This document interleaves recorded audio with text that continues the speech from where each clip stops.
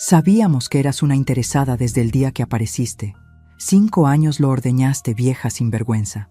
Esas palabras acaban de salir de la boca de mi hijastra mientras firmo los papeles que me quitan todo. La casa donde cuidé a su padre moribundo durante 1826 días. El auto que usé para llevarlo a 63 sesiones de quimioterapia. Las cuentas bancarias que llenamos vendiendo empanadas los domingos. Todo perdido. Pero ellas cometieron un error. Y muy pronto van a descubrir cuál. Esta es la historia de cómo 2 hijastras ingratas intentaron robarme mi vida. Y cómo la justicia se sirve en silencio. Tengo 61 años y mis manos tiemblan mientras sostengo este bolígrafo frente a los papeles que me quitarán todo. La notaría huele a madera vieja y a café recalentado. Son las 4:23 de la tarde de un martes que jamás olvidaré. Frente a mí, Daniela y Gabriela, las hijas de Ricardo, mi esposo que murió hace 2 días, me miran con una mezcla de desprecio y triunfo que me quema la piel. Daniela, la mayor, tiene 42 años y usa un traje gris que nunca le vi cuando su padre agonizaba en esa cama de hospital. Gabriela, de 38, se pinta las uñas de rojo mientras espera que yo firme. Rojo como la sangre que siento bombeando en mis oídos. El abogado del juez carraspea. Es un hombre delgado, de anteojos gruesos, que no me mira a los ojos cuando habla. Me extiende una pluma azul, una pluma barata de esas que regalan en los bancos. Con esta pluma voy a firmar que renuncio a la casa donde cuidé a Ricardo durante 1826 días. Con esta pluma voy a entregar el automóvil que manejé para llevar a mi esposo a 63 sesiones de quimioterapia. Con esta pluma voy a ceder las cuentas bancarias que tienen el dinero que Ricardo y yo ahorramos vendiendo empanadas los domingos en la feria del barrio. Daniela se inclina hacia mí. Huele a perfume caro, de esos que cuestan más que mi renta mensual. Me susurra al oído con voz de hielo. Espero que hayas disfrutado estos 5 años de vida cómoda, porque se acabó. Ahora vas a volver al hueco del que saliste. Siento que algo se rompe dentro de mi pecho. No es el corazón, es algo más profundo. Es la última hebra de dignidad que me quedaba. Mis dedos aprietan la pluma hasta que los nudillos se ponen blancos. El abogado me señala la línea punteada. Línea 1. Renuncia a derechos sobre el inmueble ubicado en calle Los Jazmines, número 247. Línea 2. Renuncia a derechos sobre el vehículo Toyota Corolla, placas HBK 473. Línea 3. Renuncia a derechos sobre cuentas de ahorro y fondos de inversión. Firmo. Firmo con lágrimas que me caen sobre el papel y manchan la tinta. Firmo mientras Gabriela suelta una risita corta, como un ladrido. Firmo mientras el notario golpea su sello sobre cada página con un sonido seco que retumba en mis huesos. El abogado de ellas, un tipo gordo con corbata mal anudada, sonríe satisfecho. Recoge los papeles como quien recoge billetes del suelo. Daniela se pone de pie. Me mira desde arriba, porque yo sigo sentada, porque mis piernas no responden. Tienes hasta el viernes para sacar tus cosas de la casa. Deja las llaves en la mesa de la cocina. Y ni se te ocurra llevarte nada que no sea tuyo. Se da la vuelta. Sus tacones repiquetean contra el piso de cerámica. Gabriela la sigue, guardando su teléfono celular en la cartera. La puerta de la notaría se cierra con un golpe que me deja sola con el notario y su secretaria, una mujer joven que me mira con lástima. Pero esperen un momento. Déjenme presentarme como es debido, porque ustedes merecen saber quién soy yo antes de juzgarme, antes de preguntarse por qué una mujer se deja humillar así, antes de pensar que soy tonta o débil o que merecía esto. Me llamo Patricia Solís. Tengo 61 años recién cumplidos. Nací en un pueblo pequeño de la provincia donde las casas son de adobe y las calles no tienen nombre, solo números. Soy la menor de 6 hermanos. Mi padre era albañil y mi madre lavaba ropa ajena para ayudar con los gastos. Aprendí a trabajar antes de aprender a leer. A los 8 años ya sabía planchar camisas sin quemar la tela. A los 12, cocinar para 10 personas con medio kilo de arroz y un poco de imaginación. Me casé la primera vez a los 19 años, con un hombre que resultó ser bueno para las promesas y malo para todo lo demás. Tuvimos 2 hijos. Él se fue cuando el menor tenía 4 años, dejándome con una deuda en el almacén del barrio y un colchón viejo como única herencia. Trabajé limpiando casas, vendiendo cosméticos puerta por puerta, haciendo tortas por encargo. Mis hijos crecieron fuertes, estudiaron con becas, se fueron a vivir a otras ciudades. Hoy tengo 4 nietos que veo una vez al año si tengo suerte. Conocí a Ricardo hace 7 años en la iglesia del barrio San Martín. Él era viudo desde hacía 3 años. Su esposa había muerto de un infarto fulminante mientras tendía ropa en el patio. Ricardo tenía 62 años entonces, cabello cano, manos grandes de trabajador y una tristeza en los ojos que reconocí porque era igual a la mía. Era dueño de una ferretería pequeña pero bien puesta en la avenida principal. Vivía solo en una casa de 3 habitaciones que olía a encierro y a comida recalentada. Nos hicimos amigos primero. Tomábamos café después de misa. Él me contaba de sus hijas, que vivían lejos y lo llamaban poco. Yo le contaba de mis hijos, que también vivían lejos y llamaban poco. Nos reímos de esa coincidencia amarga. 6 meses después, me pidió que fuera su compañera. No usó palabras bonitas. Me dijo: Patricia, estoy cansado de estar solo. Tú también estás cansada. ¿Por qué no nos acompañamos? Acepté. Nos casamos por civil un sábado lluvioso de abril. Su hija Daniela vino a la boda, pero se fue antes del almuerzo. Gabriela ni siquiera contestó el teléfono. Los primeros 2 años fueron tranquilos. Yo ayudaba en la ferretería, atendiendo la caja, ordenando el inventario. Ricardo era un hombre de rutinas. Desayunaba avena con manzana. Leía el periódico completo, hasta los anuncios clasificados. Veíamos las noticias de la noche juntos. No era un matrimonio de película, pero era honesto. Nos cuidábamos. Él pagaba las cuentas grandes y yo las chicas. Juntábamos el dinero que sobraba en una lata de galletas escondida detrás de las ollas. Entonces llegó el diagnóstico: cáncer de páncreas. Etapa 3. El doctor era un hombre joven, demasiado joven para dar noticias tan terribles. Nos lo dijo en un consultorio con las paredes color verde menta, un color que ahora odio con toda mi alma. Ricardo apretó mi mano tan fuerte que me dejó marca. El médico habló de quimioterapia, de pronósticos, de calidad de vida. Habló durante 15 minutos, pero yo solo escuché 3 palabras: 2 años máximo. Llamé a Daniela esa misma noche. Le temblaba la voz cuando contestó. Le expliqué todo. Hubo un silencio largo del otro lado de la línea. Luego me dijo: Bueno, Patricia, gracias por avisar. Yo hablo con Gabriela y vemos qué podemos hacer. Colgó. No volvió a llamar en 2 semanas. Cuando finalmente apareció en casa, no abrazó a su padre. Se sentó en la sala, revisó unos papeles viejos, preguntó por el testamento. Ricardo le dijo que no había hecho ninguno nuevo después de casarse conmigo. Daniela apretó los labios. Se fue 1 hora después. Los siguientes 5 años se convirtieron en un borrón de hospitales, medicinas, noches sin dormir. Ricardo empeoró rápido. La quimioterapia lo dejaba tan débil que no podía caminar solo al baño. Perdió 22 kilos. Su piel se puso del color de la cera vieja. Dejó de reconocerme algunos días. Me llamaba por el nombre de su primera esposa. Yo no lo corregía. Limpiaba sus vómitos. Le cambiaba los pañales cuando ya no controlaba sus esfínteres. Le daba de comer con cuchara, limpiándole la boca después de cada bocado. Vendí mi única joya, un anillo de oro que me había regalado mi madre antes de morir, para pagar un tratamiento experimental que el seguro no cubría. Ricardo lo supo y lloró. Me dijo: Perdóname, Patricia. Perdóname por hacerte pasar por esto. Le sequé las lágrimas y le dije que no tenía nada que perdonar. Mentí. No porque estuviera enojada con él, sino porque dentro de mí crecía un resentimiento amargo hacia sus hijas, que llamaban una vez al mes para preguntar cómo estaba, pero que nunca, nunca aparecían para ayudar. La ferretería tuvimos que cerrarla. Yo no podía atenderla sola y cuidar a Ricardo.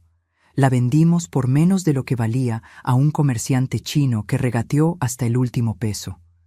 Con ese dinero pagamos deudas médicas y compramos más tiempo, tiempo que se escurría como agua entre los dedos. Ricardo murió un domingo de madrugada. Eran las 5:47 de la mañana. Yo estaba acostada junto a él, sosteniéndole la mano. Sentí cuando dejó de respirar. No fue dramático como en las películas. Solo un suspiro largo y luego nada. Silencio. Un silencio tan pesado que me aplastó contra el colchón. Llamé a Daniela a las 6 de la mañana. Contestó con voz de sueño. Le dije, «Tu padre falleció». Hubo un gemido del otro lado. Luego un llanto que sonaba real. Dijo que venía enseguida.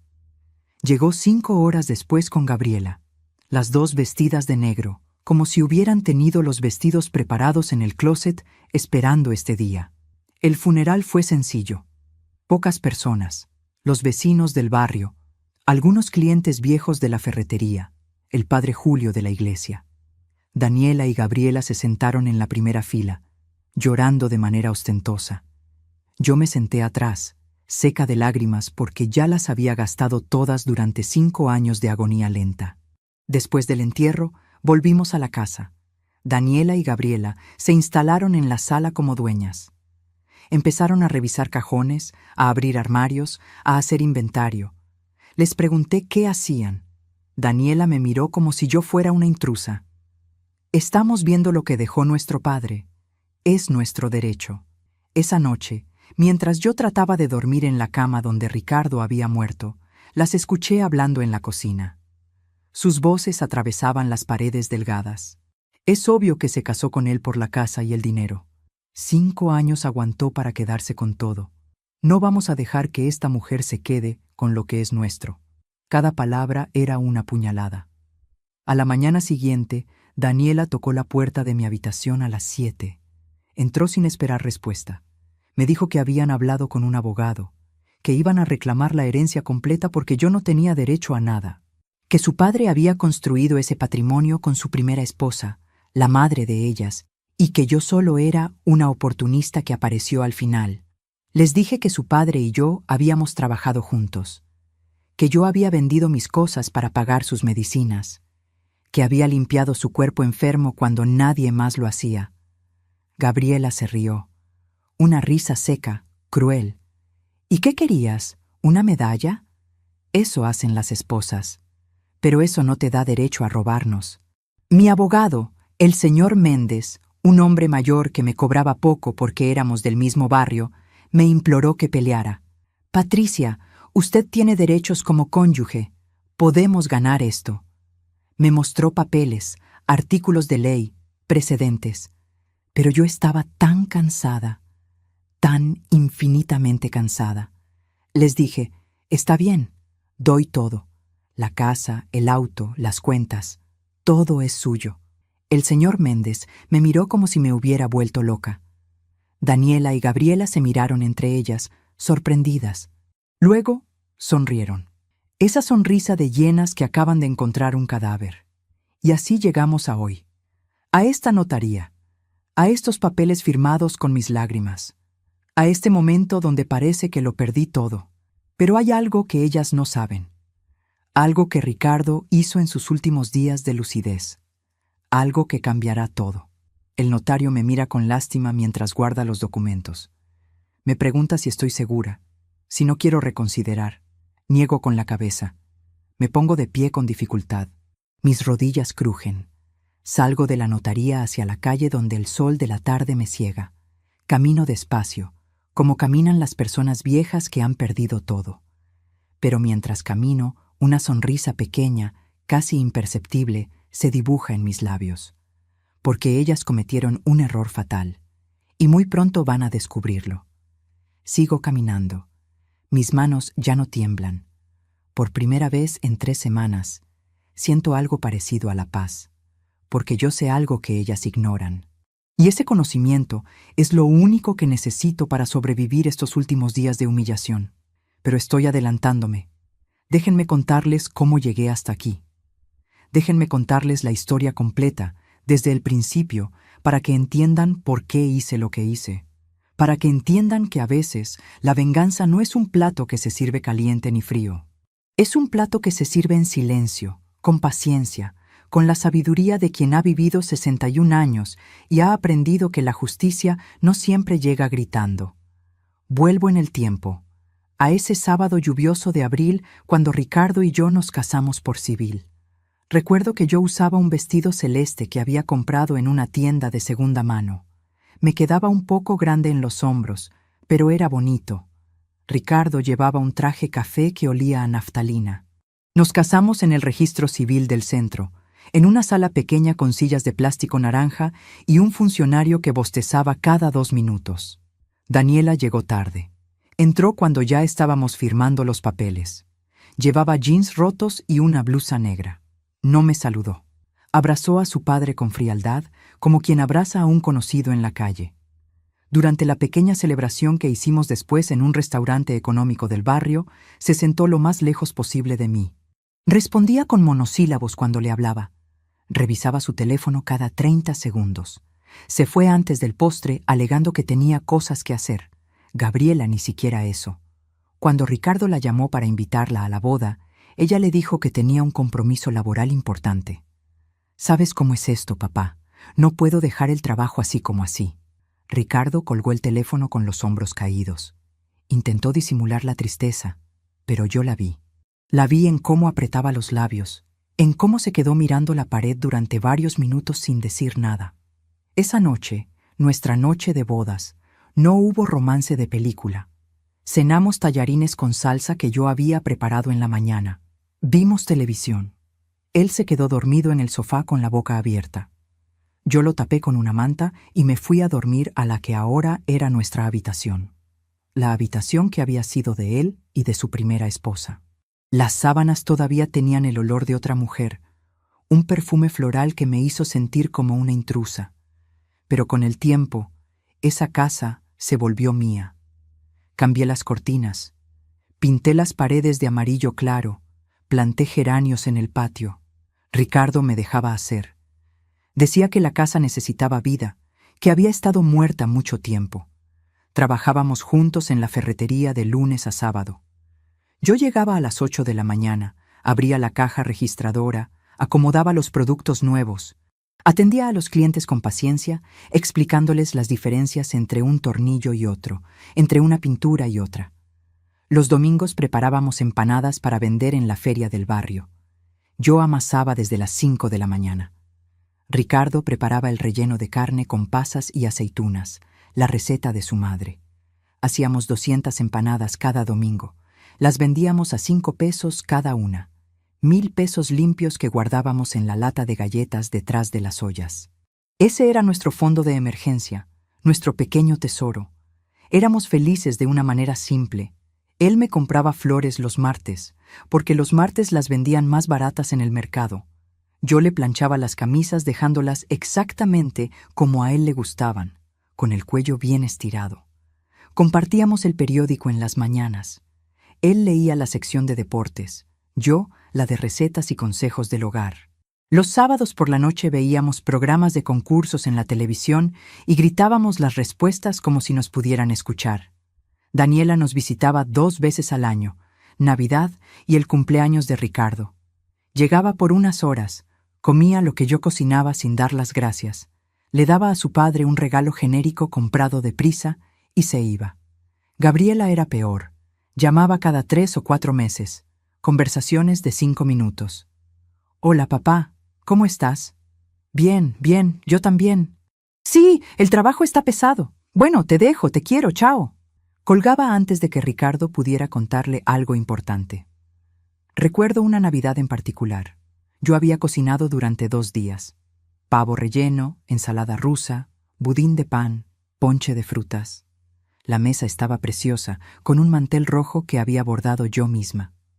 Daniela llegó a las 9 de la noche, 3 horas tarde. Comió en silencio, mirando su teléfono. Cuando Ricardo intentó contarle sobre la ferretería, sobre un cliente que había vuelto después de años, ella lo interrumpió. «Papá, la verdad es que no me interesan mucho esas historias del negocio. Ricardo se quedó callado el resto de la cena. Yo intentaba compensar ese vacío. Le preparaba sus comidas favoritas. Lo escuchaba cuando necesitaba hablar. Lo acompañaba a sus revisiones médicas anuales. Pero había una tristeza en sus ojos que nunca se iba del todo. La tristeza de un padre que sabía que sus hijas habían seguido adelante con sus vidas y que él se había quedado atrás, olvidado. Luego llegó aquel lunes de marzo. Ricardo había estado sintiéndose mal durante semanas. Dolor en el abdomen, cansancio extremo, pérdida de apetito. Lo obligué a ir al médico. El doctor Salazar, nuestro médico de familia, lo examinó y frunció el ceño. Ordenó análisis, ecografías, una tomografía. Cada examen era más caro que el anterior. Usamos los ahorros de la lata de galletas. El día que nos dieron el diagnóstico, llovía. Recuerdo las gotas golpeando contra la ventana del consultorio. El doctor nos hizo sentar. Juntó las manos sobre el escritorio y habló con voz suave. Señor Torres, tengo malas noticias. Es cáncer de páncreas. Está avanzado. Etapa 3, casi 4.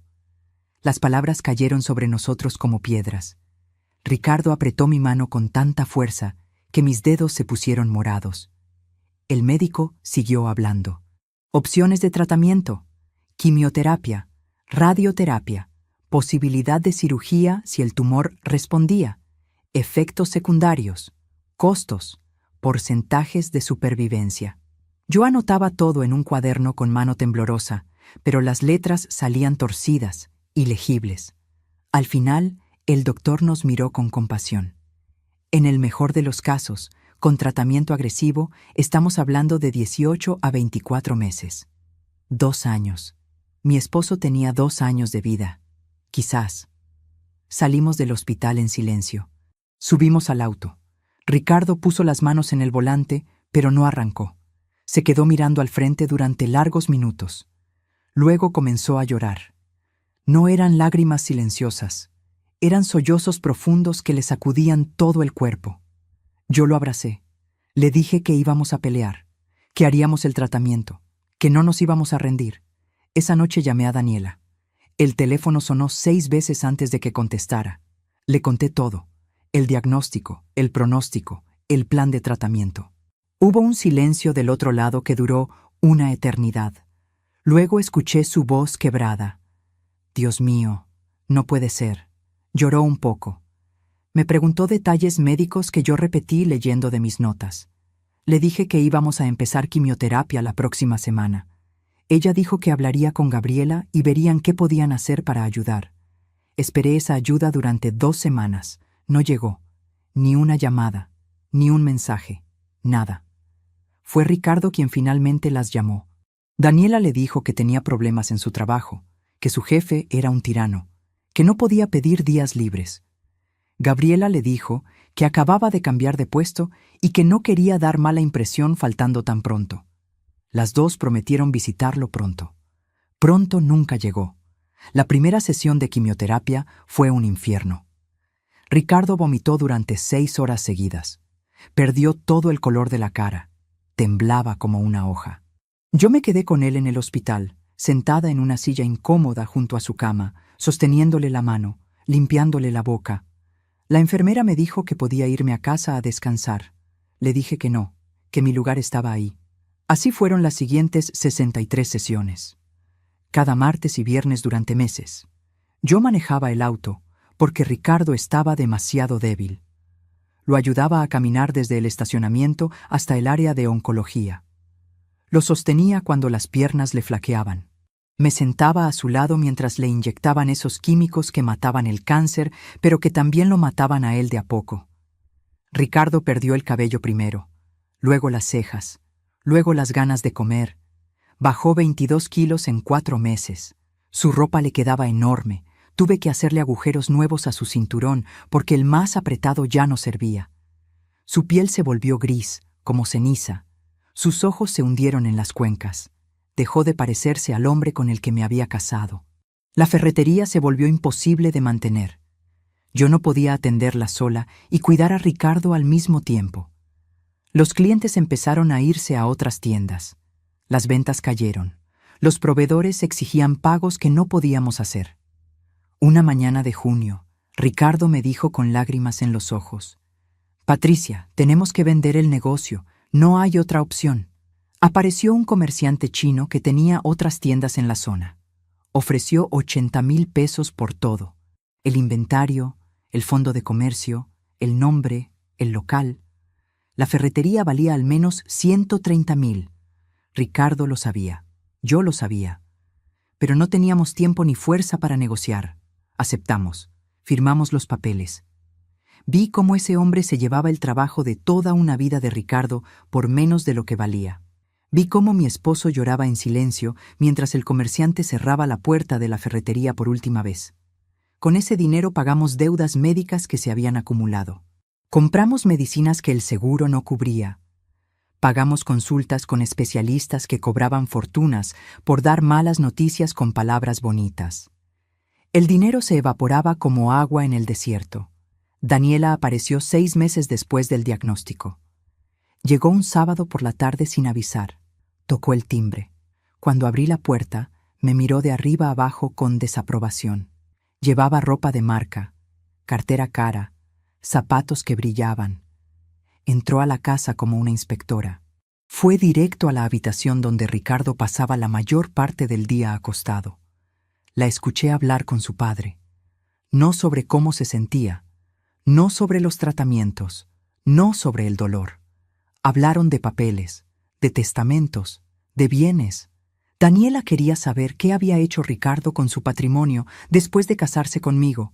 Ricardo le explicó con voz débil que no había hecho ningún testamento nuevo, que las leyes del matrimonio aplicaban normalmente, que yo era su esposa legítima. Daniela salió de esa habitación con la mandíbula apretada. Me miró con ojos fríos. «Necesito hablar con mi padre a solas. Espero que entiendas». Me echó de mi propia casa como si yo fuera una empleada. Me fui a caminar por el barrio durante 1 hora. Cuando volví, Daniela se había ido. Ricardo estaba pálido, más pálido que de costumbre. No quiso decirme de qué habían hablado, pero esa noche lo escuché llorando en la cama. Lloraba como lloran los hombres mayores, tratando de no hacer ruido, con la cara hundida en la almohada. Me acerqué a él. Le pregunté qué pasaba. Tardó varios minutos en poder hablar.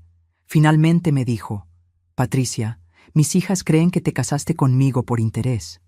Creen que solo querías mi dinero y mi casa». Sentí como si me hubieran abofeteado. Le pregunté si él también lo creía. Me miró con ojos llorosos y negó con la cabeza. «Yo sé quién eres tú. Sé que eres lo único bueno que me ha pasado en años, pero ellas no te conocen y no quieren conocerte». Esa noche dormimos abrazados. Él temblaba, yo también. Los meses siguientes fueron una agonía lenta. El cáncer no respondía al tratamiento. Los médicos probaron diferentes combinaciones de medicamentos. Nada funcionaba. El tumor crecía, se extendía. Ricardo comenzó a tener dolores terribles que lo hacían gritar en medio de la noche. Le daban morfina. La morfina lo dejaba confundido. Empezó a no reconocerme. Me llamaba Elena, el nombre de su primera esposa. Me preguntaba dónde estaban las niñas, refiriéndose a sus hijas cuando eran pequeñas. Yo seguía cuidándolo. Le cambiaba la ropa cuando sudaba por las fiebres. Le limpiaba cuando no llegaba al baño a tiempo. Le daba de comer con paciencia de hormiga cuando ya no podía sostener la cuchara. Le ponía música suave cuando el dolor era demasiado. Le leía el periódico aunque ya no entendía las palabras. Le hablaba de nuestros domingos vendiendo empanadas, de los clientes de la ferretería, de los geranios del patio. Un día, en uno de sus momentos de lucidez, Ricardo me agarró la mano con fuerza. Me miró directo a los ojos. «Patricia, necesito que hagas algo por mí. Es importante». Le dije que lo que fuera. Sacó de debajo de su almohada un sobre manila. «Guarda esto. Cuando yo muera, entrégaselo al juez Romero. Solo a él. Nadie más puede verlo. ¿Me prometes?». Se lo prometí. Guardé ese sobre en el fondo de mi ropero, entre suéteres viejos donde nadie lo buscaría. Las llamadas de Daniela y Gabriela se hicieron cada vez más espaciadas. 1 vez al mes, cada 2 meses. Siempre preguntaban lo mismo: ¿cómo estaba su padre? si había cambios en su condición, si había firmado papeles nuevos. Nunca preguntaban por mí, nunca preguntaban si necesitaba ayuda, nunca ofrecían venir a acompañarme aunque fuera un fin de semana. Entonces ocurrió algo que lo cambió todo. Ricardo tuvo una crisis muy grave una madrugada, convulsiones, fiebre altísima. Llamé una ambulancia, lo llevaron a urgencias. Pasó 3 días en terapia intensiva. Los médicos dijeron que probablemente no saldría de esa. Les dije que avisaran a sus hijas. Quería que tuvieran la oportunidad de despedirse.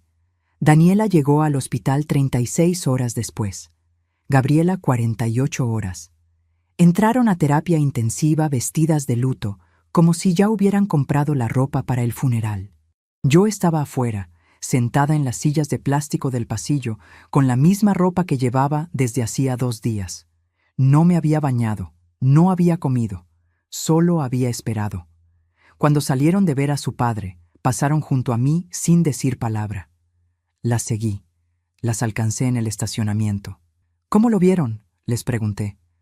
Daniela se volteó, me miró como se mira a un insecto. Está agonizando. Gracias por avisarnos tan tarde. Le expliqué que les había avisado inmediatamente, que la crisis había sido repentina. Gabriela soltó una risa amarga. Claro, seguro querías que muriera antes de que llegáramos para quedarte con todo sin testigos. Me quedé paralizada. No podía creer lo que estaba escuchando. Daniela se acercó más.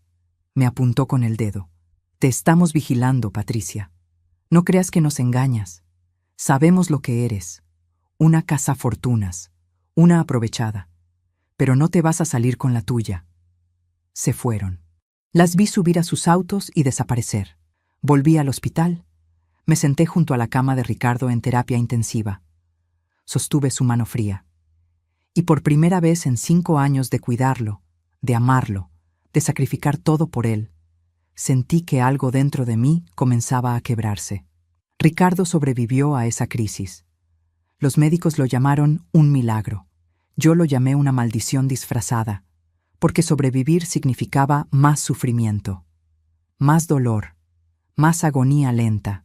Lo dieron de alta una semana después con una lista de cuidados paliativos y una receta de morfina que costaba 3,000 pesos cada frasco. Lo llevé a casa en el auto. Iba tan débil que tuve que pedir ayuda a don Ramiro, nuestro vecino, para bajarlo del asiento y meterlo en una silla de ruedas que había alquilado. La casa olía a cerrado, a enfermedad, a muerte esperando. Abrí todas las ventanas. El aire fresco de septiembre entró, pero no pudo limpiar ese olor que ya se había pegado a las paredes. Instalé a Ricardo en nuestra cama. Le puse almohadas extra para que pudiera respirar mejor. Le preparé un caldo de pollo que no quiso tomar. Le di sus pastillas con un poco de agua. Tragó con dificultad. Me miró con ojos que ya no eran los suyos. ¿Dónde está Elena?, preguntó. Elena, su primera esposa. Otra vez la confusión. Le dije suavemente que yo era Patricia, su esposa. Él frunció el ceño como si estuviera tratando de resolver un acertijo muy difícil. Luego cerró los ojos y se durmió. Esa noche no dormí. Me quedé sentada en una silla junto a la cama, vigilando su respiración. Cada inhalación sonaba como papel arrugándose.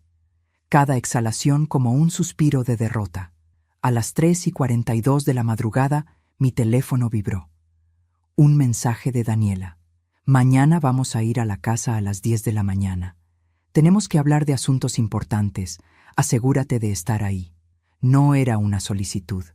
Era una orden. Como si yo fuera su empleada. Como si esta no fuera mi casa también. Sentí rabia subiendo por mi garganta como bilis. Pero estaba demasiado cansada para responder. Dejé el teléfono a un lado y cerré los ojos. Dormí 2 horas en esa silla incómoda, con el cuello torcido, soñando con cosas que no recuerdo.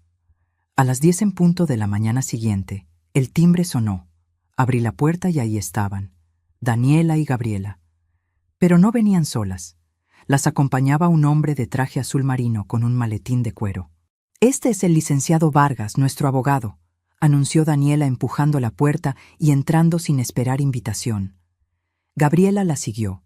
El abogado entró último, mirando la casa con ojos de tasador. Se sentaron en la sala.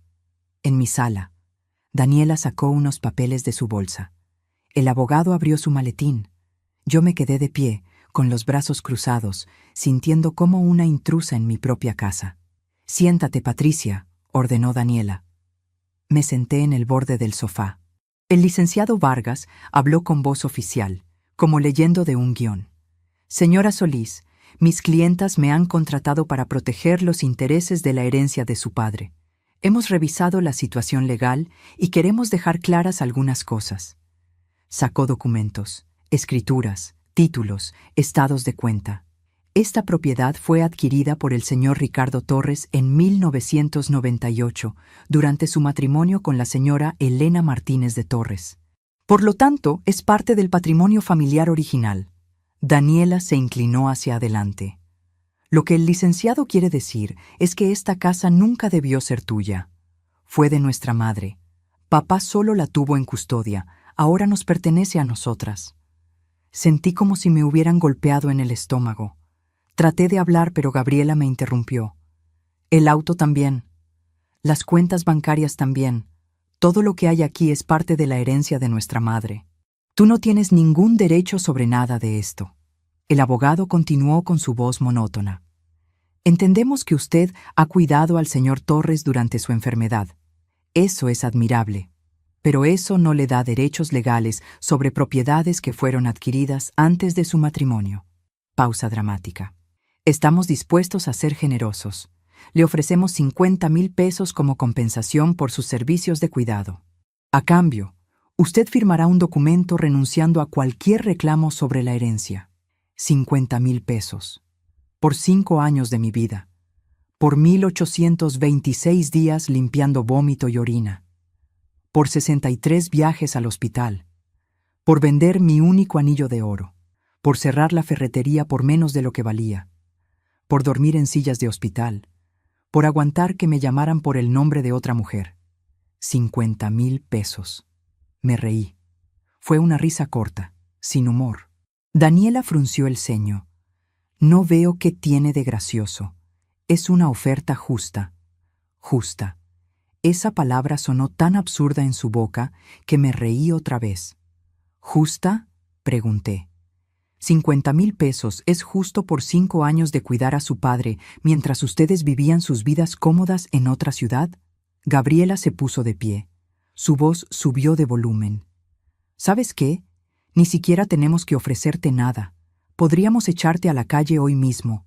Deberías estar agradecida de que seamos tan generosas. Generosas. Ahí estaba esa palabra otra vez, usada por personas que no sabían su significado. El abogado intervino.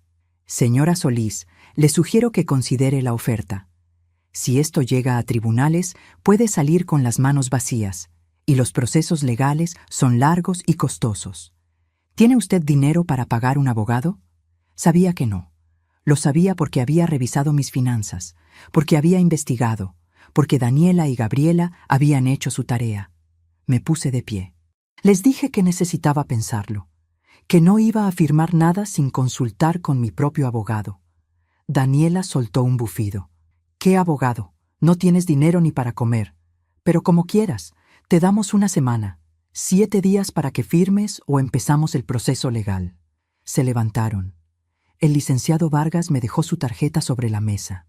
Salieron de la casa dejando un rastro de perfume caro y amenazas. Cerré la puerta. Me apoyé contra ella. Mis piernas temblaban. Caminé hacia la habitación donde Ricardo dormía profundamente, drogado con morfina. Me senté en la cama junto a él. Lo miré. Este hombre que había sido mi compañero, mi amigo, mi responsabilidad. Este hombre por el que había sacrificado todo. Este hombre cuyas hijas me trataban como basura. Algo se rompió dentro de mí en ese momento. No fue un quiebre dramático. Fue silencioso. Como cuando una rama seca finalmente se parte después de soportar demasiado peso. Sentí claramente cómo esa última hebra de paciencia, de resignación, de aguante, se cortaba limpiamente. Basta. La palabra apareció en mi mente con una claridad cristalina. Basta. Hasta aquí. No más. Ya no iba a permitir que me pisotearan. Ya no iba a agachar la cabeza. Ya no iba a aceptar migajas mientras ellas se quedaban con el banquete. Pero no iba a gritar. No iba a hacer escándalos. No iba a pelear con sus armas. Iba a pelear con las mías. Con silencio. Con paciencia. Con inteligencia. Las iba a dejar creer que habían ganado. Y luego les iba a mostrar que nunca tuvieron oportunidad. Me acordé del sobre Manila que Ricardo me había dado. El sobre que estaba guardado entre mis suéteres. Me levanté y fui al ropero. Lo saqué. Lo sostuve en mis manos. Era pesado. Había algo adentro además de papeles. Estuve tentada a abrirlo, pero le había prometido a Ricardo que solo el juez Romero lo vería. Y yo cumplo mis promesas. Llamé al señor Méndez, mi abogado. Le conté todo.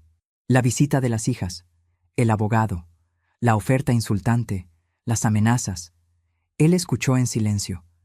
Cuando terminé de hablar, suspiró profundamente. Patricia, esto es complicado. Ellas tienen razón en parte. La casa fue adquirida durante el primer matrimonio de Ricardo. En la ley, eso complica las cosas. Pero usted es la viuda.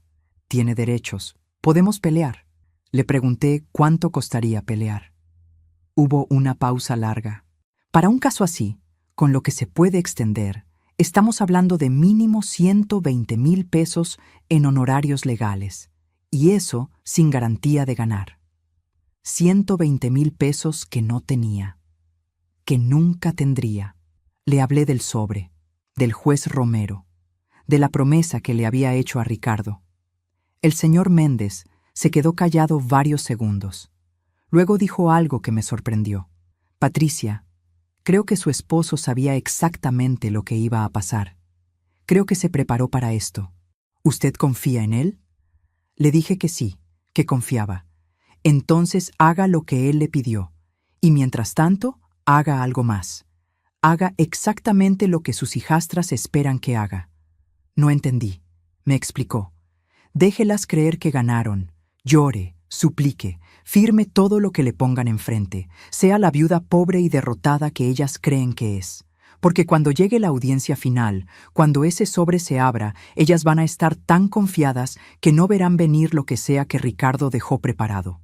Era un plan arriesgado. Significaba humillarme aún más. Significaba actuar. Pero tenía sentido. Las conocía lo suficiente para saber que su arrogancia era su punto débil. Si me veían derrotada, bajarían la guardia. Esa noche, Ricardo tuvo un momento de lucidez. Abrió los ojos y me reconoció. «Patricia», dijo con voz ronca. Me acerqué. Me tomó la mano con dedos que parecían ramas secas. «¿Guardaste el sobre?» Le dije que sí. «Bien, muy bien. No dejes que mis hijas te pisoteen. Eres más fuerte de lo que crees. Y lo que hay en ese sobre lo arregla todo. Confía en mí». Le pregunté qué había adentro. Sonrió débilmente. «Justicia. Hay justicia adentro». No dijo más. Se volvió a dormir. Fueron las últimas palabras coherentes que me dirigió. Los siguientes días fueron una preparación silenciosa. Saqué copias de todos los documentos importantes.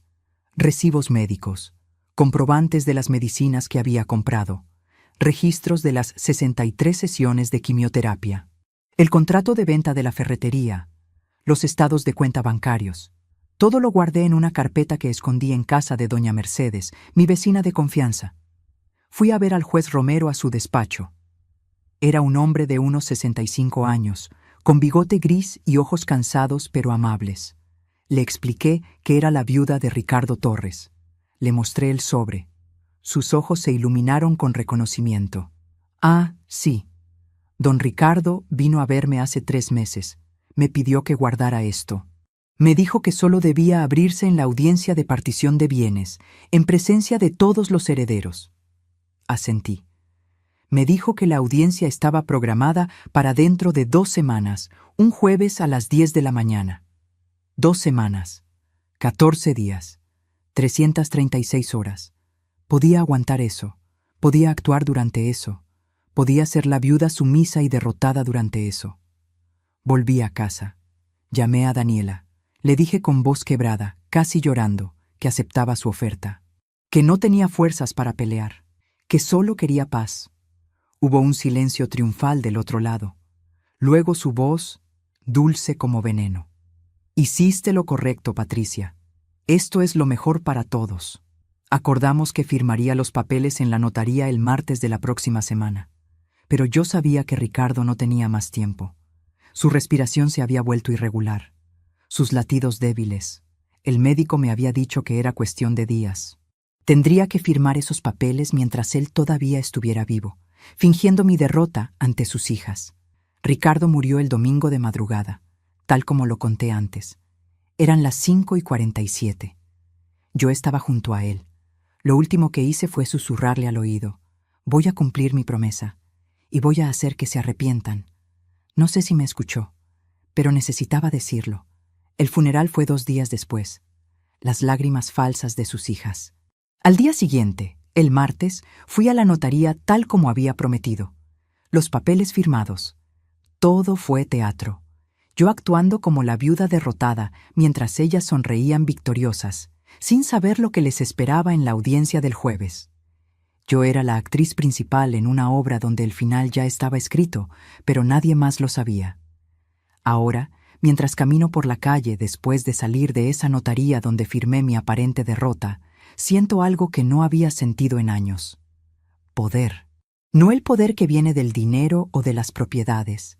El poder que viene de saber, de tener información que otros no tienen, de sostener todas las cartas ganadoras mientras tus oponentes celebran con un par de doces. Llego a casa. La casa que ya no es mía según los papeles. Voy directo a mi habitación. Saco una maleta vieja del armario. Empiezo a empacar mi ropa. No mucha, solo lo necesario. Porque el viernes tengo que irme. Pero antes del viernes está el jueves. El jueves a las 10 de la mañana. La audiencia. El teléfono suena. Es doña Mercedes. Me pregunta cómo estoy. Le digo que estoy bien. Me dice que puedo quedarme en su casa el tiempo que necesite. Le agradezco. Cuelgo. Sigo empacando. Mis manos ya no tiemblan. Mis ojos están secos. Mi mente está clara. Por primera vez en mucho tiempo sonrío. Sonrío pensando en las caras de Daniela y Gabriela cuando el juez Romero abra ese sobre Manila. Sonrío pensando en cómo van a cambiar sus expresiones de triunfo a confusión, de confusión a horror. Sonrío porque Ricardo, mi Ricardo, incluso en su agonía, pensó en protegerme.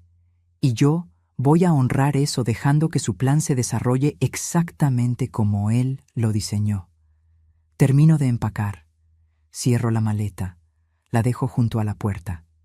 Miro la casa por última vez como si fuera mía. Los geranios del patio. Las paredes amarillas que pinté. La cocina donde hice miles de empanadas.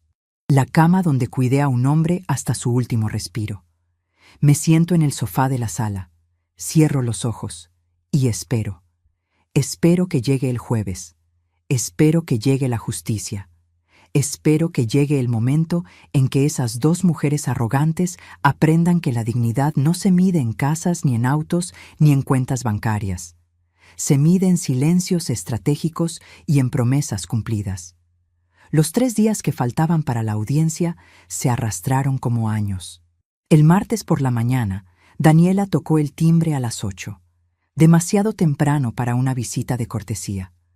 Abrí la puerta con el cabello despeinado, en bata, con ojeras marcadas. No tuve que fingir, así me veía realmente. Venimos por las llaves, anunció sin saludar. Gabriela estaba detrás de ella, con lentes de sol enormes, aunque el cielo estaba nublado. Ya firmaste la renuncia. Ahora queremos asegurarnos de que no te lleves nada que no sea tuyo. Entraron empujándome suavemente a un lado.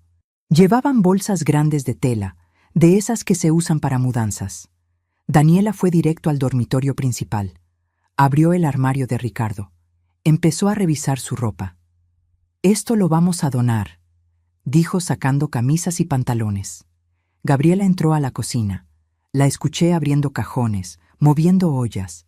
«¿Dónde está la vajilla de porcelana de mamá?», gritó desde allá. Me quedé en la sala, de pie, con los brazos colgando a los costados. Inútil, derrotada. Eso era lo que necesitaban ver.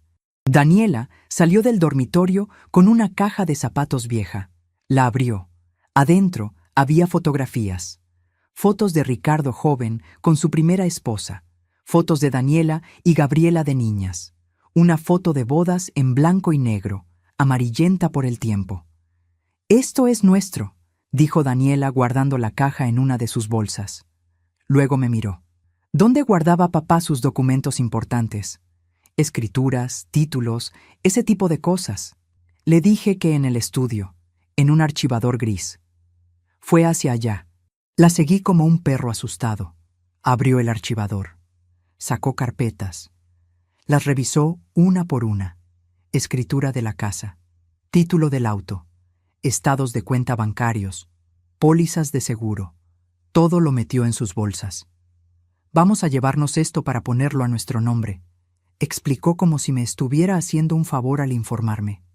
Gabriela apareció con la vajilla de porcelana envuelta en papel periódico. 12 platos, 12 tazas, 12 platitos. Yo había usado esa vajilla solo 2 veces en 7 años. En Navidad, cuando ellas venían, la había lavado a mano con cuidado, sabiendo que era importante para Ricardo porque había pertenecido a su madre. «¿Y el anillo de bodas de papá?», preguntó Gabriela de repente. El anillo. Ricardo lo había dejado de usar cuando sus dedos se hincharon por la enfermedad. Estaba guardado en una cajita de terciopelo azul en el cajón de la mesita de noche. Fui a buscarlo. Se lo di a Daniela. Ella lo examinó contra la luz. Oro de 14 quilates. «Esto vale algo». Se lo metió en el bolsillo de su pantalón. Pasaron 2 horas revisando la casa, revisando mi vida, marcando lo que era de ellas y lo que podía quedarme yo. Al final, me dejaron mi ropa, mis zapatos viejos, 3 ollas abolladas, 2 sábanas gastadas y una almohada. Todo lo demás lo marcaron como suyo. Antes de irse, Daniela se plantó frente a mí. Me miró de arriba abajo con desprecio. «El jueves hay una audiencia administrativa en el juzgado, solo para formalizar la partición de bienes. Tienes que estar ahí a las 10 de la mañana. Es un trámite rápido. Firmas unos papeles más y ya está. Puedes empezar tu nueva vida». Nueva vida. Como si a los 61 años, sin dinero, sin casa, sin nada, pudiera empezar algo nuevo. Asentí con la cabeza. «Ahí estaré», dije con voz apagada. Daniela sonrió, una sonrisa de victoria. Se fueron arrastrando sus bolsas llenas de mi vida, de los recuerdos de Ricardo, de todo lo que habíamos construido juntos. Cerré la puerta, conté hasta 10. Luego fui al baño y me lavé la cara con agua fría. Me miré al espejo. La mujer que me devolvió la mirada no era la mujer derrotada que Daniela y Gabriela acababan de ver. Era una mujer con un plan, una mujer con un secreto, una mujer que sabía exactamente lo que iba a pasar en 2 días. El miércoles lo pasé en casa de doña Mercedes. Ella me preparó té de manzanilla y pan tostado con mantequilla. Me dejó usar su teléfono para llamar al señor Méndez. Le confirmé que estaría en la audiencia. Él me dijo que él también, que no dijera nada a menos que el juez me preguntara directamente, que dejara que el sobre hablara por mí. Esa noche casi no dormí. Me quedé despierta en el sofá cama de doña Mercedes, mirando el techo, repasando mentalmente lo que podría pasar, las diferentes posibilidades, los diferentes desenlaces, pero siempre volvía a las palabras de Ricardo. Hay justicia adentro. Confiaba en él. Tenía que confiar. El jueves amaneció con un cielo gris que amenazaba lluvia. Me vestí con mi ropa más formal, un vestido azul oscuro que había usado en el funeral, zapatos negros de tacón bajo, un suéter beige porque hacía frío. Doña Mercedes me prestó un collar de perlas falsas. «Para que te veas digna», me dijo apretándome la mano. Llegué al juzgado a las 9:30. El edificio era viejo, de esos de los años 60, con pasillos largos que olían a humedad y a papeles viejos. Encontré la sala del juez Romero en el 2.º piso. La puerta estaba cerrada. Me senté en una banca de madera en el pasillo a esperar. A las 9:50 llegaron Daniela y Gabriela. Venían acompañadas del licenciado Vargas, su abogado. las tres vestidas como para una celebración. Daniela con un traje sastre color crema, Gabriela con un vestido rojo, el abogado con su mismo traje azul marino. Me vieron sentada en la banca y me ignoraron. Se quedaron de pie, hablando entre ellos en voz baja, riendo ocasionalmente. A las 10 en punto, la puerta se abrió. Una secretaria mayor, con anteojos colgando de una cadena en el cuello, nos llamó. Caso Torres Solís, partición de bienes. Pasen, por favor. Entramos a una sala pequeña con una mesa larga de madera oscura. El juez Romero estaba sentado en un extremo, con una pila de expedientes frente a él. Nos indicó dónde sentarnos. Daniela y Gabriela a un lado de la mesa con su abogado, yo al otro lado con el señor Méndez, que había llegado justo a tiempo. El juez abrió el expediente, leyó en voz alta. Caso número 34582. Partición de bienes del difunto Ricardo Torres Méndez. Presentes, herederas forzosas, Daniela Torres Martínez y Gabriela Torres Martínez. Viuda, Patricia Solís de Torres. Daniela se inclinó hacia adelante. Su señoría, este es un caso muy sencillo. La señora Solís ya firmó documentos renunciando a todos los derechos sobre la herencia. Solo necesitamos formalizar eso aquí. Le pasó al juez una carpeta con los papeles de la notaría. El juez los revisó con calma, demasiada calma. Se tomó 5 minutos largos leyendo cada página. Finalmente levantó la vista. Veo que efectivamente hay una renuncia firmada, pero tengo aquí algo más. Abrió un cajón de su escritorio. Sacó el sobre manila. El sobre de Ricardo. Daniela frunció el ceño. ¿Qué es eso? El juez Romero la miró con severidad. Esto es un documento que el señor Ricardo Torres me entregó en mano hace 3 meses, cuando aún estaba en uso de sus facultades mentales. Me dio instrucciones específicas de abrirlo solo en esta audiencia, en presencia de todos los herederos. Puso el sobre la mesa. Era más grande de lo que recordaba, más pesado. Gabriela se rió nerviosa. Seguramente es algo sin importancia. Papá estaba muy enfermo, confundido. El juez la interrumpió. El señor Torres vino acompañado de su médico de cabecera y de un psiquiatra forense que certificó que estaba en pleno uso de sus facultades mentales. Este documento tiene total validez legal. El licenciado Vargas intervino. Su señoría, con todo respeto, si es un testamento, debió pasar por el proceso correspondiente. El juez lo cortó con un gesto de mano. Licenciado, cuando abra este sobre usted entenderá por qué no pasó por ese proceso. Ahora, si todos están listos, procederé.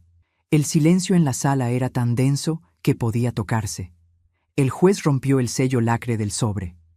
El sonido fue como un disparo en la quietud. Metió la mano. Sacó primero una memoria USB, luego varios papeles doblados y finalmente algo que hizo que mi corazón se detuviera. Un sobre más pequeño con mi nombre escrito con la letra temblorosa de Ricardo. El juez conectó la memoria USB a su laptop. Giró la pantalla para que todos pudiéramos ver. Apretó play, y ahí estaba él, Ricardo, mi Ricardo, sentado en una silla, con el cabello ralo, la piel pálida, pero con los ojos claros y lúcidos. La fecha en la esquina de la pantalla decía 3 meses atrás. La voz de Ricardo salió de las bocinas, débil pero firme. Mi nombre es Ricardo Torres Méndez. Tengo 67 años. Estoy grabando esto en presencia del doctor Salazar, mi médico, y del doctor Méndez, psiquiatra. Estoy consciente, estoy cuerdo, y esto es mi última voluntad. Daniela se puso rígida. Gabriela dejó de jugar con su teléfono. El abogado se ajustó los lentes. Yo contuve la respiración. Ricardo continuó. Mis hijas Daniela y Gabriela están aquí hoy pensando que se van a quedar con todo lo que tengo. Pero hay cosas que ellas no saben. Cosas que necesito decir ahora antes de que sea demasiado tarde. Tosió. Tomó agua de un vaso fuera de cámara. Hace 7 años me casé con Patricia Solís. Mis hijas se opusieron desde el principio. Pensaron que ella estaba conmigo por interés. No la conocieron. No quisieron conocerla. Hizo una pausa. En la pantalla se veía cómo le costaba respirar. Cuando me enfermé, Patricia dejó todo para cuidarme. Vendió su único objeto de valor para pagar mis medicinas. Cerró mi ferretería y la vendió barata para pagar mis tratamientos. Limpió mi cuerpo cuando yo ya no podía hacerlo solo. Me alimentó cuando mis propias manos no podían sostener una cuchara. Durmió en sillas de hospital durante 63 sesiones de quimioterapia. Su voz se quebró. Mis hijas me visitaron 4 veces en 5 años de enfermedad. 4 veces. Llamaron 22 veces. 22 llamadas en 1826 días. Lo conté. Patricia también lo contó. Porque el dolor se cuenta. La ausencia se cuenta. Daniela estaba pálida. Gabriela miraba la mesa. El abogado tragó saliva. Por eso, continuó Ricardo en la grabación, he tomado decisiones. Decisiones que están en los documentos que acompañan este video. La grabación terminó. La pantalla se puso negra. El juez levantó uno de los papeles. Testamento hológrafo, leyó en voz alta, escrito de puño y letra por el señor Ricardo Torres, fechado 3 meses antes de su fallecimiento, certificado por notario público. Empezó a leer. Yo, Ricardo Torres Méndez, en pleno uso de mis facultades, dispongo lo siguiente. Primero, la casa ubicada en calle Los Jazmines, número 247, queda en propiedad absoluta de mi esposa Patricia Solís de Torres. Daniela se puso de pie de golpe. «Eso es imposible. Esa casa es de nuestra madre». El juez la miró con dureza. «Siéntese, señorita Torres. La propiedad fue adquirida durante el matrimonio con su madre, sí, pero su padre tenía pleno derecho de disponer de su 50%. Y eso es exactamente lo que hizo». Continuó leyendo. Segundo, el vehículo Toyota Corolla, placas HBK 473, queda en propiedad de Patricia Solís. Tercero, todas las cuentas bancarias y fondos de inversión a mi nombre quedan en propiedad de Patricia Solís, excepto una cuenta de ahorro con 50,000 pesos que será dividida en partes iguales entre mis hijas Daniela y Gabriela. 25,000 pesos cada una. Eso era todo lo que recibirían, menos de lo que me habían ofrecido a mí como limosna.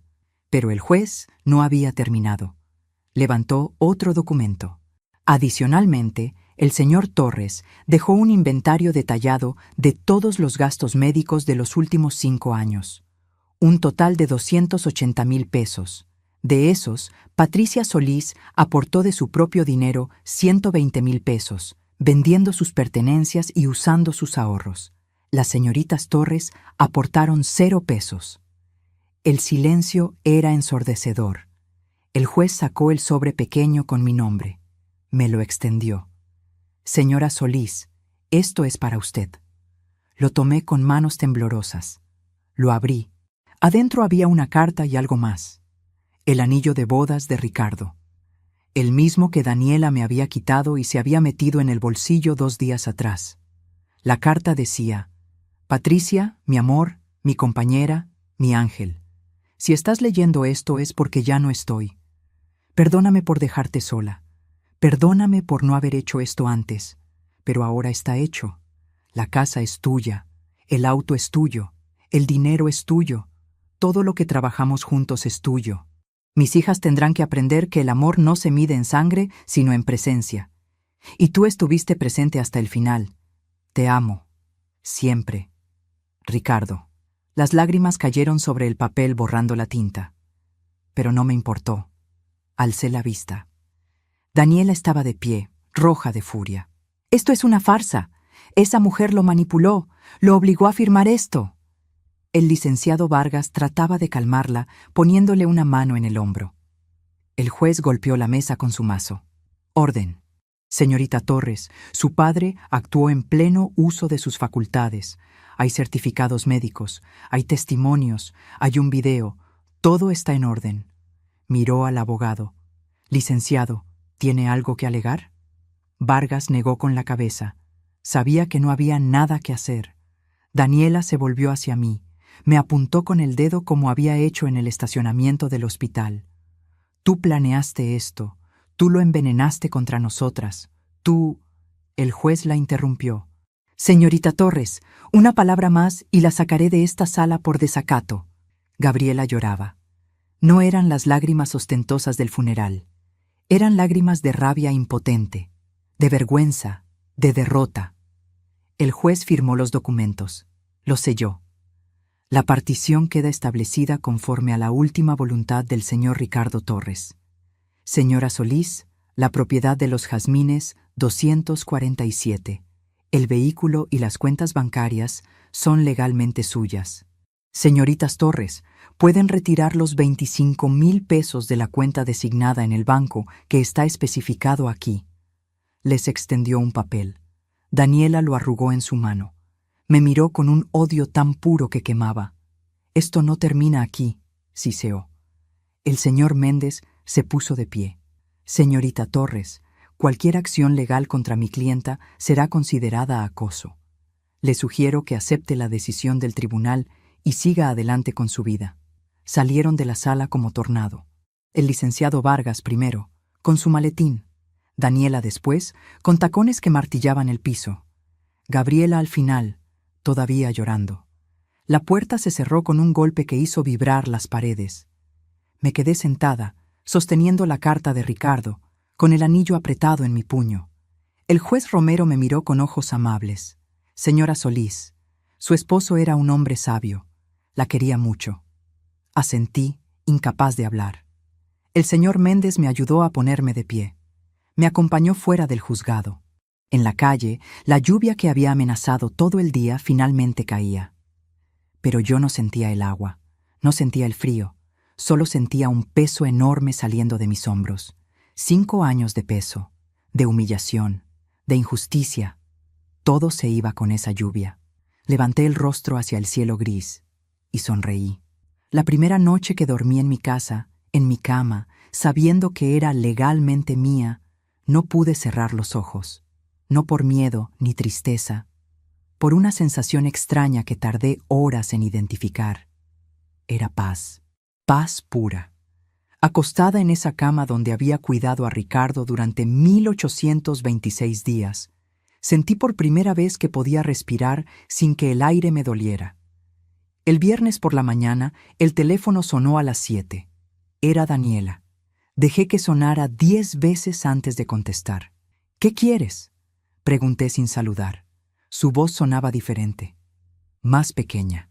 Patricia, necesito hablar contigo sobre las cosas que nos llevamos. Podemos devolverlas. ¿Las cosas que se robaron, querrás decir? Escuché su respiración agitada. No nos las robamos. Pensamos que teníamos derecho. La interrumpí. Daniela, escúchame bien. Quiero todo de vuelta. La vajilla de porcelana, las fotografías, los documentos, el anillo de bodas, todo. Tienes 48 horas. Algunas cosas ya las regalamos. Mi voz se endureció. Entonces tienes 48 horas para recuperarlas o te veo en tribunales por robo. El señor Méndez tiene una lista completa con testigos. Colgué sin esperar respuesta. Me sentí poderosa. No era un poder cruel. Era el poder de quien finalmente puede poner límites, de quien puede decir no, de quien no tiene que agachar la cabeza nunca más. El sábado por la tarde, Daniela apareció en mi puerta. Cargaba 3 cajas de cartón. Las dejó en el pórtico sin entrar. Me miró con ojos enrojecidos. Aquí está todo. Bueno, casi todo. El anillo lo empeñé. Pero puedo recuperarlo si me das 2 semanas. Le dije que tenía 1 semana. Asintió y se fue. La vi alejarse con los hombros caídos. Parte de mí sintió lástima. Una parte muy pequeña. El resto recordaba sus palabras en la notaría. Vieja sinvergüenza, vas a volver al hueco del que saliste. No, ya no sentía lástima. Los vecinos se enteraron rápido. Doña Mercedes, por supuesto, fue la primera. En 3 días, todo el barrio conocía la historia. La viuda humilde que había cuidado a su esposo mientras las hijas lo abandonaban. El testamento secreto. La justicia final. Don Ramiro tocó mi puerta el domingo. Traía guiso de lentejas. Para que no tenga que cocinar, doña Patricia. La señora Campos me trajo pan casero. El señor Vega vino a ofrecerse para arreglar cualquier cosa en la casa. Sin cobro. Es lo mínimo que puedo hacer. Me di cuenta de algo hermoso. Durante 5 años yo había construido una red sin saberlo. Una red de personas que me habían visto llegar del mercado a las 5 de la mañana, que me habían visto empujar la silla de ruedas por las calles, que me habían visto llorando después de las sesiones de quimioterapia. Ellos me habían visto, y ahora me cuidaban. Una tarde me senté en el patio con una taza de café. Miré los geranios que había plantado años atrás. Estaban llenos de flores rojas. Pensé en Ricardo, en cómo me había protegido incluso después de muerto. Saqué el anillo que él me había dejado. Me lo puse. Me quedaba grande. Lo había usado él, no yo, pero lo usaría como recordatorio, como promesa de que nunca más dejaría que nadie me hiciera sentir menos de lo que valgo. El lunes fui al banco. La cuenta tenía 143,000 pesos, más dinero del que había tenido en toda mi vida. El gerente fue paciente. Me explicó sobre cuentas de ahorro, plazos fijos, cómo proteger ese dinero. Armamos un plan. 30,000 en cuenta corriente, 80,000 en plazo fijo y 33,000 en cuenta de ahorro con intereses mensuales. Salí del banco sintiéndome adulta por primera vez en décadas, con una tarjeta a mi nombre, con un plan, con futuro. Esa semana fui a revisión médica, algo que había postergado durante 5 años. El doctor Morales me examinó.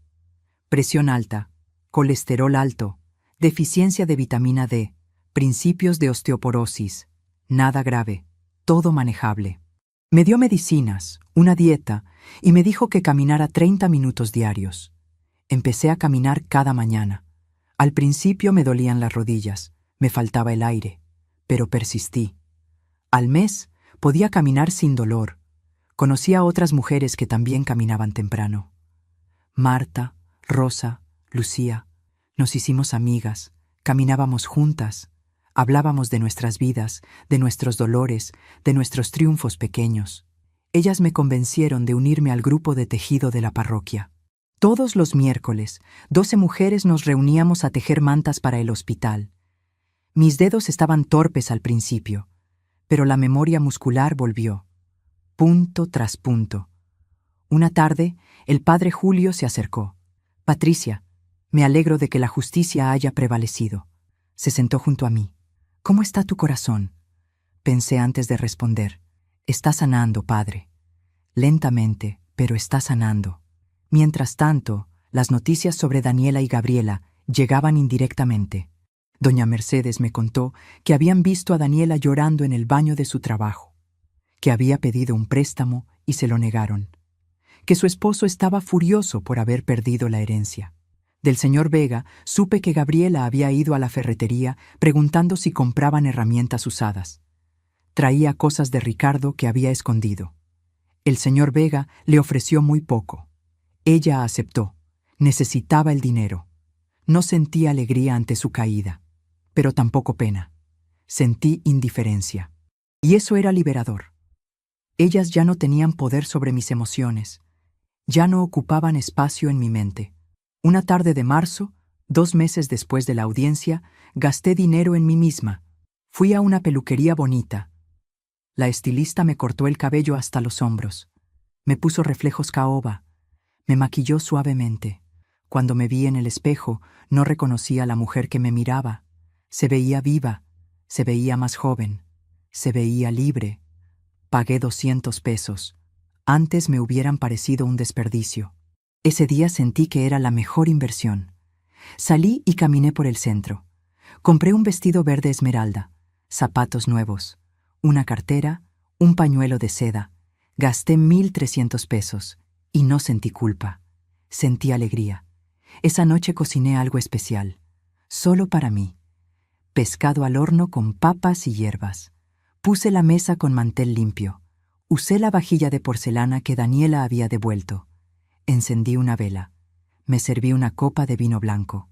Me senté sola en esa mesa, en mi casa, y comí despacio, saboreando cada bocado. No había prisa, solo yo, mi comida y el sonido de la lluvia comenzando a caer. A mitad de la cena, alcé mi copa hacia la silla vacía. Por ti, Ricardo. Gracias por cuidarme incluso cuando ya no estabas. Gracias por verme cuando nadie más me veía. Después de lavar los platos, me senté en el sillón. Saqué el sobre manila. Adentro había documentos que no había revisado con calma. Había un registro detallado que Ricardo había mantenido. Fechas. Cada visita de sus hijas. Cada llamada. Cada vez que les había pedido ayuda. Cada vez que habían dicho que no. Lo había documentado todo durante 5 años. También había copias de transferencias bancarias. Dinero que yo había puesto para medicinas. Recibos de las empanadas que vendíamos. Facturas médicas con mi firma. Ricardo había construido un caso de amor demostrado con evidencia, no con palabras, con acciones documentadas, con sacrificios registrados. Lloré leyendo esos papeles, pero no eran lágrimas de tristeza, eran lágrimas de ser vista, de ser valorada. Ricardo me había visto, cada día, cada sacrificio. Los siguientes meses fueron una reconstrucción lenta pero firme. Pinté la casa de amarillo más brillante. Compré cortinas nuevas, plantas para el patio, arreglé el techo, cambié el colchón por uno nuevo sin recuerdos de enfermedad. Mis hijos llamaron cuando se enteraron. Roberto me felicitó. Mamá, me alegro de que te hayas defendido. Andrés me ofreció dinero. Le dije que no necesitaba, que por primera vez en décadas estaba bien económicamente. Prometieron visitarme en Navidad.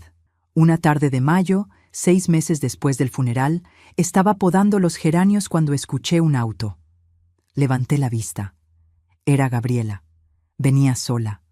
Se quedó parada en la vereda antes de abrir la reja. Llevaba ropa simple, jeans, blusa blanca, nada de los vestidos caros de antes. Llegó hasta donde yo estaba. Tenía los ojos rojos. Patricia, dijo con voz quebrada.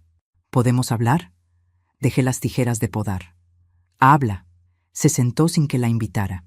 Vengo a pedirte perdón. Por todo. Por cómo te tratamos. Por no valorar lo que hiciste por mi padre. Hizo una pausa. No espero que me perdones. Solo necesitaba decirlo. La miré en silencio. Busqué señales de manipulación. Solo vi cansancio. Solo vi arrepentimiento genuino. ¿Qué pasó, Gabriela? Suspiró profundo. Perdí mi trabajo. Mi esposo me dejó. Estoy en un departamento pequeño que apenas puedo pagar. Y encontré cartas que mi padre me escribió cuando era niña, llenas de amor, y me di cuenta de que lo abandoné, que cuando más me necesitaba, no estuve. Lágrimas cayeron sobre la mesa. Y tú sí estuviste. Y nosotras te tratamos como basura, cuando en realidad eras lo mejor que le había pasado a mi padre en años. Dejé que llorara. Finalmente habló de nuevo. No vengo a pedirte dinero, solo vine a decir que lo siento, y que ojalá algún día puedas perdonarme. La miré a los ojos. Gabriela, tu padre me amó, me cuidó incluso después de muerto. Eso es un regalo que voy a valorar el resto de mi vida, pero no puedo decirte que está todo bien, porque no lo está. Ustedes me hicieron mucho daño. Ella asintió. Se puso de pie. Lo entiendo. Gracias por escucharme. Se dio la vuelta. Algo dentro de mí se movió. Gabriela se detuvo. El perdón no llega en un día, pero quizás con tiempo, quizás podamos tener paz. Me miró con ojos esperanzados. Asentí una vez. Ella se fue. Y sentí que un ciclo se cerraba, no con reconciliación dramática, sino con la posibilidad tranquila de que algún día el veneno pudiera convertirse en indiferencia, y la indiferencia en paz. Esa noche cociné de nuevo. Pescado al horno, copa de vino, vela encendida. Me senté a la mesa, sola pero no sola, acompañada por la memoria de un hombre que me amó bien, acompañada por la certeza de que había sobrevivido, de que había ganado, no con gritos ni venganzas, sino con dignidad silenciosa y justicia merecida. Alcé mi copa hacia el cielo y sonreí. Han pasado 2 años desde aquella audiencia, 2 años desde que el juez Romero cambió mi vida. Hoy es un sábado de otoño. El sol entra por la ventana iluminando la mesa donde desayuno tranquila. Pan tostado con mermelada de durazno, café negro y frutas. Desayuno despacio, sin prisa, sin el peso invisible que cargué durante tantos años. Tengo 63 años ahora. Mi cabello tiene más canas, pero lo llevo bien cuidado. Voy a la peluquería cada mes. Me hago las uñas cada 2 semanas, porque aprendí que cuidarme no es un lujo, es un acto de respeto propio. Es decirle al mundo que valgo. La casa ya no huele a enfermedad. Huele a flores frescas que compro en el mercado. Huele a la comida que cocino. Huele a vida. Las paredes amarillas brillan con pintura nueva. Los geranios crecieron tanto que tuve que podarlos 3 veces este año. Mis mañanas son mías. Camino con Marta, Rosa y Lucía a las 6. Ya no me duelen las rodillas. Ahora camino 8 cuadras, 5 vueltas a la plaza. Luego tomamos té en la casa de una de nosotras. Patricia, cada vez que vengo aquí, me sorprende lo diferente que se ve todo, me dijo Rosa. Se siente como si la casa hubiera despertado. Sonreí. Es que despertó. Durante años fue un hospital. Ahora es un hogar. Los miércoles sigo yendo al grupo de tejido. Llevamos más de 80 mantas donadas. El mes pasado empezamos a tejer muñecos de lana para los niños del orfanato. El dinero que Ricardo me dejó lo administré bien. Los 80,000 pesos crecieron con los intereses. Ahora tengo 94,000 invertidos. Para emergencias, para nunca más depender de nadie. Con los 30,000 de la cuenta corriente hice reparaciones. Arreglé el techo, cambié tuberías, pinté, compré muebles nuevos, un sofá cómodo, una cama con colchón ortopédico, una mesa de madera maciza que durará otros 50 años. Los intereses mensuales junto con mi pensión me dan 2,000 pesos mensuales. No es mucho, pero es suficiente. Es mío y nadie puede quitármelo. Mis hijos vinieron en Navidad como prometieron. Roberto con su esposa y mis nietos. Andrés con su novia. Cocinamos, reímos, decoramos con luces.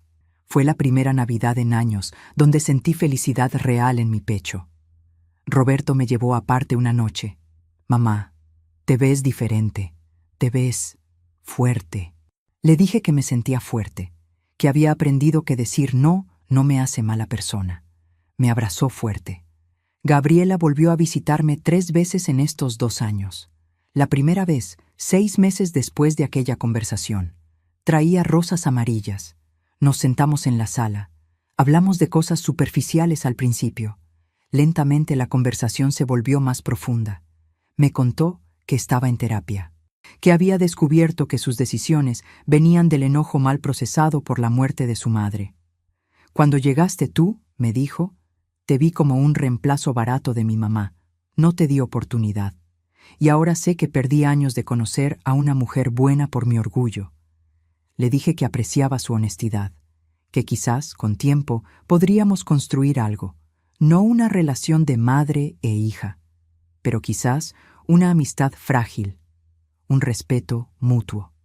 Su segunda visita fue en mi cumpleaños número 62. Llegó con un pastel de chocolate, mi favorito. Su tercera visita fue hace un mes con una caja de fotos de Ricardo. Pensé que quisieras tener algunas. Saqué una foto donde él estaba frente al mostrador de la ferretería, sonriendo ampliamente. Me quedo con esta. Elegí 3. Suficiente para recordar que él tuvo una vida antes de mí. Que esa vida fue importante, pero que yo también lo fui. Daniela no ha vuelto. Se mudó a otra ciudad. Todavía me culpa de todo. Gabriela me cuenta esto con vergüenza. Le digo que está bien, que no todos sanan. Daniela eligió su camino. Yo elegí el mío. Esta mañana, después de que mis amigas se fueron, me senté en el patio. Miré los geranios, las flores rojas brillantes bajo el sol. Pensé en todo lo que había perdido, en todo lo que había ganado. Perdí 5 años cuidando a un hombre enfermo. Perdí mi anillo de oro. Perdí noches de sueño. Pero gané algo invaluable. Gané la certeza de que soy una mujer de palabra, que cuando amo, amo completo. Gané dignidad. Aprendí que poner límites no es egoísmo, es supervivencia. Aprendí que el silencio puede ser más poderoso que los gritos, que la paciencia estratégica gana batallas que la rabia impulsiva pierde. Aprendí que a los 63 años la vida no se termina, se transforma. Puedo comenzar de nuevo. Puedo elegir cómo gasto mi tiempo. Puedo ser egoísta con mi paz. Y no sentir culpa. Durante años sentí culpa. Culpa de madre, de esposa, por existir. Pero esa culpa venía de lo que me habían enseñado, que las mujeres debemos servir, sacrificar, desaparecer. Ya no creo eso. Ahora sé que merezco existir plenamente. Fui a la habitación. Abrí el cajón y saqué el sobre Manila. Los papeles de Ricardo, el registro de amor en fechas y números. Lo leí otra vez, lentamente. Luego lo guardé de vuelta. Ese sobre es mi tesoro. Pero ya no necesito leerlo cada día, porque llevo esa certeza dentro de mí. Preparé almuerzo, sopa de verduras, arroz blanco, pollo al horno. Cociné más de lo necesario porque a las 4 viene doña Mercedes y le gusta llevarse comida para la cena. Le doy con gusto, porque tengo para dar. Mientras la sopa se cocinaba, me senté con mi diario. Empecé a escribir hace un año. Hoy escribí. Aprendí que la venganza no siempre es dramática. A veces es simplemente vivir bien, es ser feliz. Daniela y Gabriela me quitaron muchas cosas, pero no me quitaron mi dignidad, mi capacidad de seguir adelante. Cerré el diario. Miré por la ventana. Una vecina pasaba con su nieta. El panadero pitaba su bocina. Un perro ladraba a lo lejos. Sonidos cotidianos, de vida normal, de vida hermosa. Y me di cuenta de algo profundo. Pasé tantos años esperando que la vida fuera extraordinaria. Pero la vida real es este sábado tranquilo. Es el café de la mañana. Es la caminata con amigas. Es poder pagar mis cuentas. Es dormir sin angustia. Eso es todo. Y es más que suficiente. Si estás escuchando esta historia y te sientes identificado, si alguna vez te sentiste pisoteado por tu familia, quiero que sepas algo. Vales. Tu dignidad no la define cuánto dinero tienes. La define cómo te tratas a ti mismo. Los límites que pones, el respeto que exiges. No es tarde para cambiar tu historia. No importa tu edad. Mientras respires, puedes elegir. Puedes decir basta. Puedes buscar justicia. Yo lo hice. Y si yo pude, tú también puedes. No te conformes con migajas. No aceptes ser tratado como menos. Los hijos adultos tienen responsabilidades, y si no las cumplen, no es tu fracaso, es el de ellos. Busca ayuda legal si la necesitas. Documenta todo, guarda evidencia. Y no tengas miedo de pelear, de poner límites, pero también aprende a soltar, a perdonar no por ellos sino por ti, porque cargar odio envejece. Yo elegí soltar, no olvido, pero ya no cargo el peso. Si esta historia te tocó el corazón, compártela. Con esa amiga maltratada por sus hijos, con ese vecino que perdió su casa. Que sepan que no están solos, que hay justicia, que hay vida después del abuso. Y si tienes tu propia historia, cuéntala, porque nuestras historias tienen poder. Tienen el poder de sanar, de inspirar. Tu historia importa, tu voz importa. Hoy, 2 años después de aquella audiencia, me siento en mi patio con una taza de café. El sol calienta mi cara. Mi casa está en paz. Mi corazón está en paz. Y por primera vez en décadas, puedo decir con completa honestidad que soy feliz. No una felicidad de fuegos artificiales, una felicidad tranquila, profunda, real. La felicidad de quien sobrevivió la tormenta y ahora disfruta el sol. Esta es mi historia. La historia de Patricia Solís, 63 años, viuda, sobreviviente, mujer digna, mujer libre, mujer que aprendió que el amor propio no es vanidad, es justicia. Y la justicia, aunque a veces tarde, siempre llega a quien tiene paciencia para esperarla y coraje para reclamarla.